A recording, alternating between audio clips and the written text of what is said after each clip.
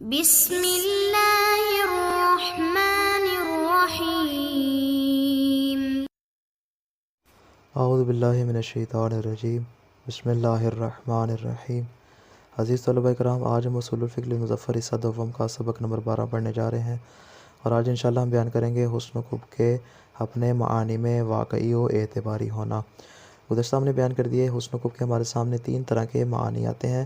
آج انشاءاللہ ہم بیان کریں گے کہ اشاعرہ کے ساتھ جو ہمارا اختلاف ہے، اشاعرہ آیا کس حد تک اپنے قول میں سچے ثابت ہوتے ہیں، آیا یہ معانی جتنے بھی ہم نے بیان کیے ان میں حسن و خوب جو ہے معنی حقیقی کے طور پہ ظہور رکھتا ہے، معنی واقعی اور نفس الامری کے طور پہ ظہور رکھتا ہے، یا پھر حسن و خوب ان میں اعتباری شمار ہوتا ہے۔ آج انشاءاللہ ہم اس کی تفصیل کا آغاز کریں گے۔ سب سے پہلے ہم آج کے درس کے متعلق جو نکات ہمارے سامنے آتے ہیں ان کو بیان کرتے ہیں، پھر انشاءاللہ اس کی عبارت پہ تطبیق کریں گے۔ اس بحث میں ہم یہ بیان کریں گے کہ حسن و خوب کن معانی کے اعتبار سے واقعیت اور نفس الامریت رکھتا ہے، اور کن معانی کے اعتبار سے اعتباریت رکھتا ہے۔ فرماتے ہیں قبل اس کے ہم اپنی اصل بحث کو بیان کریں، بطور مقدمہ ہم یہاں پہ 2 طرح کے مقدمے بیان کریں گے، جس سے انشاءاللہ آپ کے لیے صورتحال واضح ہو جائے گی اور بحث کو سمجھنا آپ کے لیے آسان ہو جائے گا۔ فرماتے ہیں پہلا مقدمہ ہمارے سامنے یہ آتا ہے کہ واقعیت خارجی سے مراد یہ ہے کہ یہ امر واقع اور خارج میں حقیقتاً موجود ہے۔ یعنی جب ہم کہتے ہیں کہ یہ چیز واقعی ہے، یہ چیز خارجی ہے، یہ چیز نفس الامری ہے، یہ چیز حقیقی ہے، تو اس کا مطلب کیا ہے کہ یہ والی جو چیز جس کے اوپر ہم حکم لگا رہے ہیں یہ واقع میں اور خارج میں حقیقتاً موجود ہے، اور سلیقہ، طبیعت اور ادراک کے مختلف ہونے سے یہ امر کبھی بھی تبدیل نہیں ہوتا، پہلی بات۔ اور دوسری بات یہ کہ یہ کسی مدرک اور معتبر کے تابع نہیں ہوا کرتا، کوئی اس کو معتبر قرار دے تب یہ معتبر ہو، فرماتے ہیں ایسا بھی نہیں ہوتا، کوئی اس کو درک کرنے والا ہو تب یہ موجود ہو، وإلا یہ موجود نہ ہو، فرماتے ہیں اس میں ایسا بھی نہیں ہوتا، بلکہ یہ ہر حال میں موجود ہوتا ہے، چاہے کوئی درک کرنے والا ہو یا درک کرنے والا نہ ہو، چاہے کوئی اعتبار کرنے والا ہو یا اعتبار کرنے والا نہ ہو، اس کی جو واقعیت ہے وہ ہر حال میں اپنی حالت پر باقی رہتی ہے۔ یہ ہو گیا پہلا مقدمہ۔ دوسرا مقدمہ ہمارے سامنے کیا آتا ہے کہ ایک اعتبار سے ہم اشیاء کو 3 حصوں میں تقسیم کرتے ہیں، یعنی ایک اعتبار سے ہم اشیاء کو 3 اعتبار سے بیان کر سکتے ہیں۔ پہلا امور واقعی و نفس الامری، کچھ ایسے امور ہوتے ہیں جو کہ واقعی ہوتے ہیں، خارجی ہوتے ہیں، حقیقی ہوتے ہیں، نفس الامری ہوتے ہیں۔ دوسرے ہمارے پاس کچھ ایسے امور آتے ہیں جو کہ امور انتزاعی شمار ہوتے ہیں، جن کو عکس کیا جاتا ہے، جن کو نکالا جاتا ہے کسی ایک عنوان سے، اور بعض امور ایسے ہوتے ہیں جن کو ہم امور اعتباری کہا جاتا ہے، امور فرضی کہا جاتا ہے، امور جعلی کہا جاتا ہے۔ یہ 3 طرح کے امور ہمارے سامنے خارج میں آ جاتے ہیں۔ فرماتے ہیں سب سے پہلے بیان کرتے ہیں بطور خلاصہ امور واقع نفس الامری وہ کیا ہوتے ہیں، فرماتے ہیں یعنی وہ امور جو خارج میں مطابقت اور اپنا مشابہ رکھتے ہوں۔ یعنی مثال کے طور پر اگر آپ کیا کہتے ہیں کسی چیز کی بات کرتے ہیں تو آپ اس کا وجود خارجی بھی بیان کر سکتے ہیں، وجود خارجی بھی سمجھا سکتے ہوں، فرماتے ہیں یعنی جو خارج میں کیا ہے مطابقت بھی رکھتے ہیں اور اپنا مشابہ بھی رکھتے ہیں۔ مثال کے طور پر جیسے علم ہے، اسی طرح تقویٰ ہے۔ علم اور تقویٰ کیا ہے، فرماتے ہیں یہ امر واقعی ہیں، اور آپ خارج میں علم کو عالم کے اندر موجود دیکھ سکتے ہیں، تقویٰ جو ہے آپ اس کو ایک متقی انسان کے اندر دیکھ سکتے ہیں، ایمان کی جو صفت ہے آپ اس کو خارج میں مومن کے اندر دیکھ سکتے ہیں۔ یعنی یہ ایسی چیزیں ہیں کہ خارج میں آپ ان کا مشابہ اور مطابق پیش کر سکتے ہیں۔ یہ ہو گئے امور واقعی اور نفس الامری۔ دوسری صورت جو ہم نے بیان کی امور انتزاعی، وہ کون سے امور ہیں، فرماتے ہیں وہ امور جو خارج میں مطابقت نہ رکھتے ہوں لیکن جو ان کا منشأ خارجی وہ وہاں پہ موجود ہو، یعنی ایک منشأ خارجی وہاں پہ موجود ہوتا ہے کہ جس سے یہ آگے انتزاع ہوتے ہیں، جس سے عنوان آگے نکلتے ہیں، اگرچہ ان کا کوئی خارجی وجود ہمارے سامنے نہیں ہوتا، جیسے فوقیت ہے، جیسے کہ تحتیت، ہم کہتے ہیں اوپر ہے، نیچے ہے، یہ جتنی بھی جہاتی صفتیں ہیں فرماتے ہیں سارے کے سارے کیا ہیں امور انتزاعی، خارج میں ان کا وجود نہیں لیکن ان کا منشأ بہرحال آپ خارج میں دکھا سکتے ہیں۔ ان کا منشأ جو ہے وہ خیالات کی دنیا میں نہیں ہوتا بلکہ خارج میں ہوتا ہے۔ فوق اور تحت جو کہتے ہیں اوپر نیچے دائیں بائیں آگے پیچھے، ٹھیک ہے، خارج میں سارے منشأ موجود ہیں لیکن خود ان اشیاء کا وجود خارج میں نہیں ہے۔ تیسرا ہمارے پاس آتے ہیں امور اعتباری محض، یعنی وہ امور جو نہ ہی وجود خارجی رکھتے ہوں اور نہ ہی منشأ انتزاعی، بلکہ وہ کسی جعل کرنے والے کے اور کسی معتبر کے محتاج ہوں، جیسے ملکیت اور زوجیت وغیرہ۔ کوئی ملکیت کو فرض کرے گا تو ملکیت ہوگی وإلا نہیں ہوگی، کوئی زوجیت کو فرض کرے گا تو ہوگی وإلا نہیں ہوگی۔ یہ معتبر کے اعتبار اور جائل کے جال کے محتاج ہوتے ہیں۔ آگے فرماتے ہیں اوکلائے عالم جتنے بھی قوانین وضع کرتے ہیں ان تمام کا تعلق اسی تیسری صورت کے ساتھ، یعنی سارے کے سارے کیا ہوتے ہیں، امور اعتباری ہوتے ہیں، یعنی جتنے بھی قوانین ہیں وہ ہمیشہ کسی مقنن کے تابع ہوتے ہیں، کسی قانون ساز کے تابع ہوا کرتے ہیں۔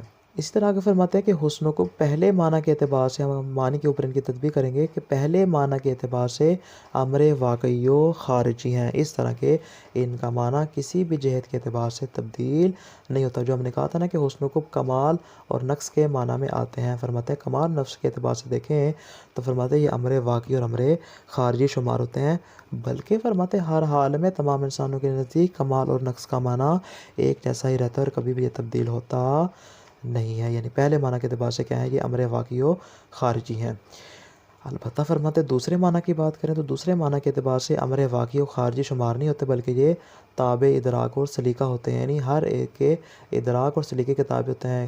ممکن ہے ایک چیز مجھے پسند ہو دوسرے شخص کو پسند نہ ہو، ممکن ہے جو چیز اسے پسند ہو مجھے پسند نہ ہو، فرماتے ہیں یہ ادراک اور سلیقے کے تابع ہوا کرتے ہیں، اسی لحاظ سے فرماتے ہیں یہ مختلف ہوتے رہتے ہیں۔ کسی کے نزدیک یہ ملائم نفس ہوتے ہیں اور کسی کے نزدیک یہ ملائم نفس شمار نہیں ہوتے۔ عبارت پہ غور کیجیے گا۔ الثانی واقعیت الحسن والقبح فی معانیہ و رأی الاشاعرہ۔ ہم نے کہا تھا اپنی بات کو ہم 6 امور میں بیان کریں گے، ہم بیان کرنے جا رہے ہیں دوسرے امر کو کہ حسن و قبح کا اپنے معانی میں واقعی ہونا اور اشاعرہ کا نظریہ، یعنی پہلے ہم ان کو بیان کریں گے، آخر میں انشاءاللہ پھر اشاعرہ کے حوالے سے تھوڑی سی گفتگو کریں گے کہ ان کی مراد کیا ہے۔ فرماتے ہیں ان الحسن بالمعنی الاول ای الکمال، حسن کا اپنے پہلے معنی میں استعمال ہونا یعنی کمال کے معنی میں استعمال ہونا، وقضا مقابل ہو، اس طرح جو اس کا مقابل ہے یعنی قب کا یعنی نقص میں استعمال ہونا۔ یہ دونوں معنی جو ہم نے اس کا پہلا معنی بیان کیا تھا امر واقعی خارجی، فرماتے ہیں امر واقعی خارجی ہے کہ لا یختلف باختلاف الانظار والاذواق، یہ ذوق و نظر کے مختلف ہونے سے کبھی بھی ان کا معنی تبدیل ہوتا نہیں ہے۔ پہلی بات ولا یتوقف علی وجود من یدرکہ و یعقلہ، اور فرماتے ہیں یہ کسی ایسے شخص کے موجود ہونے پر بھی موقوف نہیں ہوتے جو ان کو درک کرے، ان کو سوچ سکے، ان کو سمجھ سکے، ان کو بیان کر سکے، اور فرماتے ہیں اس کو آگے جعل اور تشریح کر سکے۔ فرماتے ہیں یہ کسی بھی ایسی چیز کے محتاج نہیں ہوتے، یعنی یہ جاعل اور مقنن کے محتاج نہیں ہوا کرتے، البتہ بخلاف الحسن بالمعنیین الاخیرین، البتہ فرماتے ہیں کہ حسن کے جو دیگر 2 معنی ہیں، دوسرا اور تیسرا معنی یعنی ملائمت نفسانی اور ما ینبغی ان یفعل، فرماتے ہیں اس اعتبار سے دیکھیں تو فرماتے ہیں یہاں پہ تھوڑا سا اختلاف پایا جاتا ہے، یعنی وہ تو تبدیل ہو سکتے ہیں لیکن جو معنی اول ہے وہ ہمیشہ واقعی اور خارجی ہی ہوگا۔ مصنف فرماتے بات اتنی آسان نہیں ہے، ھذا ما یحتاج الی التوضیح والتفصیل، یہ بات توضیح اور تفصیل کی محتاج ہے۔ فنقول، پس ہم کہتے ہیں کیا الاول، اب یہاں سے الاول آسان ثالث کر کے کیا کریں گے، اس کو تفصیل کے ساتھ بیان کریں گے۔ فرماتے ہیں اما الحسن بمعنی الملائمہ، جہاں تک تعلق ہے حسن کا ملائمت کے معنی میں ہونا، جو ہم نے دوسرا معنی بیان کیا تھا، وقضا ما یقابل، اس طرح جس کے مقابلے میں کبھی ہے، جس کو ہم نے منافرت نفسانی کا معنی کیا تھا۔ فرماتے فلیس لہ فی نفسہ بایذاء فی الخارج یحاذیہ، فرماتے خارج میں دیکھیں تو کوئی ہمیں اس کا مشابہ، ہمیں کوئی اس کا مطابق نظر نہیں آتا جو اس کو بیان کر سکے، ویحکی عنہ، جو اس ملائمت کو سمجھا سکے، دوسروں تک بیان کر سکے۔ وَإِنْ كَانَ مَنْشَأُهُ قَدْ يَكُونُ أَمْرًا خَارِجِيًّا، اگرچہ فرماتے ہیں اس کا منشا جو ہے وہ امر خارجی ہو سکتا ہے، یعنی یہ خود جو ہے ان کا امر خارجی موجود نہیں ہوتا، بلکہ ان کا جو منشا ہوتا ہے جہاں سے بنے ہیں، فرماتے اگرچہ وہ خارج میں موجود ہو سکتا ہے، کاللون، جیسا کہ رنگ ہے، والرائحۃ، جیسا کہ خوشبو ہے، والطعم، ذائقہ ہے، وتناسق الاجزاء، اجزاء کا ایک دوسرے کے ساتھ ملا ہوا ہونا ہے، ان میں نظم و نسق کا پایا جانا ہے، ونحو ذالک، کے ساتھ جتنی مثالیں، فرماتے ہیں اگرچہ یہ جتنی مثالیں ان کا وجود خارجی نہیں ہوتا لیکن ان کا منشا خارجی بہرحال موجود ہوتا ہے۔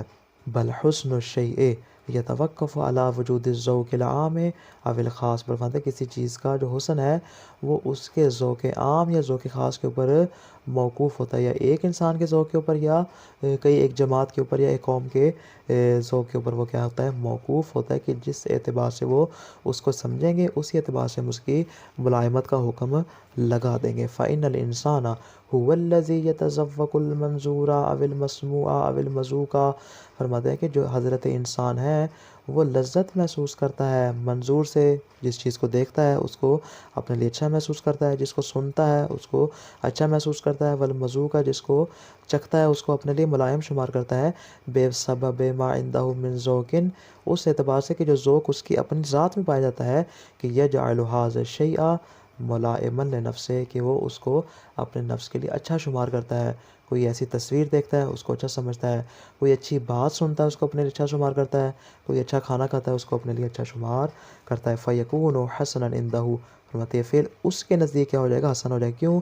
اس لیے کہ اس کو درک کرنے والی وہ اکیلی ذات ہے، اس نے اپنے ذوق کے مطابق کیا کیا، اس کو درک کیا، یہ ذوق خاص یہاں پر ہو جائے گا۔ پہلی بات، او غیر ملائم، یا وہ کیا ہوگا؟ غیر ملائم ہوگا۔ فیکون قبیحا عندہ، اس کی ذات کے نزدیک کو کیا ہو جائے گا؟ قبیح ہو جائے گا۔ فاذا اختلفت الاذواق فی الشیء، فرماتے ہیں اگر تو ذوق ہو جائے مختلف، یعنی ایک ذوق سب کا نہ ہو، بلکہ جیسے جیسے زبانیں بدلتی جائیں ہر ایک کا ذوق بھی کیا ہے؟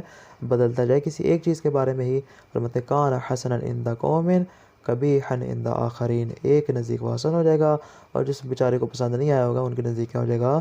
قبیح ہو جائے گا۔ عام بہت سی مثالیں آپ کو مل جائیں گی کہ بعض لوگوں کے نزدیک اچھی شمار ہوتی ہیں، جبکہ دوسرے گروہ کے نزدیک کہ وہ قبیح شمار ہوتی ہیں۔ وَإِذَا اتَّفَقُوا فِي ذَوْقٍ عَامٍ كَانَ ذَلِكَ الشَّيْءُ حَسَنًا عِندَهُمْ جَمِيعًا، لیکن اگر سارے کے سارے ذوق کے اعتبار سے متفق ہو جائیں، یعنی ذوق عام ہمارے پاس آ جائے اور سارے افراد ایک ہی ذوق کے اوپر اتفاق کر لیں، اور مطلب سب کے نزدیک وہ چیز یا حسن ہو جائے گی، او کبھی کذالک، یا سب کے نزدیک وہ چیز کیا ہو جائے گی؟ کبھی ہو جائے گی۔ والحاصل، تو کیا نتیجہ نکلا؟ نتیجہ ہمارے سامنے یہ آیا کہ ان الحسن بمعنی الملائم لیس صفۃ واقعیۃ للاشیاء، فرماتے کہ جو حسن کا جو دوسرا معنی ہے، یعنی ملائمت نفسانی والا معنی، فرماتے ہیں کہ وہ اشیاء کے لیے صفت واقعی نہیں ہوتا۔ واقعی کا مطلب کیا ہوتا ہے؟ کہ جو تمام حالات میں، تمام اطوار میں، تمام جہات کے اعتبار سے، تمام حیثیتوں کے اعتبار سے، تمام سلیقوں، تمام ادراک کے اعتبار سے کیا ہے؟